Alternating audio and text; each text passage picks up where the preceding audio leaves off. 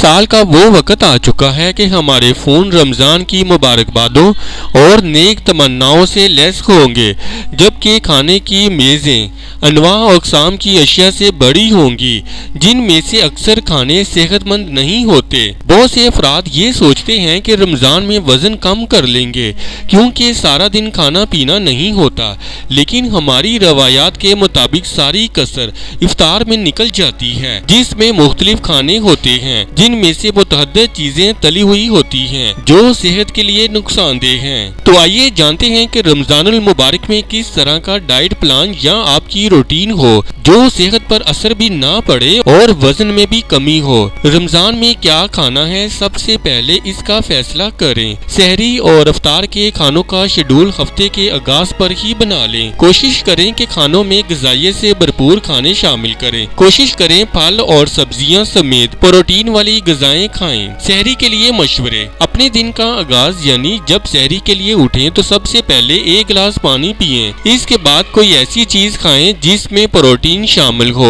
जैसे कि अंडा, दही या चीज वगैरह। इसके अलावा सहरी में आपका कार्बोहाइड्रेट्स वाली ग़िज़ाएं शामिल कर सकते हैं, जैसा कि दलिया, ब्राउन चावल, ड्राई फ्रूट्स वगैरह। ये खाने आपको देर तक पेट बड़े रहने का एहसास दिलाते रहेंगे। इफ्तार में क्या करना चाहिए? कोशिश करें कि इफ्तार में खजूर खाने के बाद सबसे पहले कोई फल खाएं। इसके बाद आलू से बनी बगैर तली हुई कोई चीज खा सकते हैं, या आप कोई सलाद भी बना सकते हैं जिसमें उबले हुए आलू शामिल हों।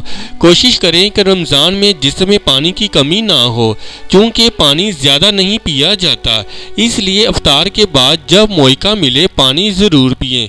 कोल्ड ड्रिंक से गुरेज करें और नारियल के पानी समेत जूस पीने को तरजीह दें। बहुत जरूरी है कि रोज़ों में जिस्मानी वर्जिश करें। हर रोज 30 मिनट की वर्जिश लाजमी करें। इस वीडियो से मुताल्लिक अपनी राय का इजहार कमेंट्स बॉक्स में ज़रूर करें और हमारे चैनल को सब्सक्राइब करना और वीडियो को लाइक और शेयर करना मत भूलें।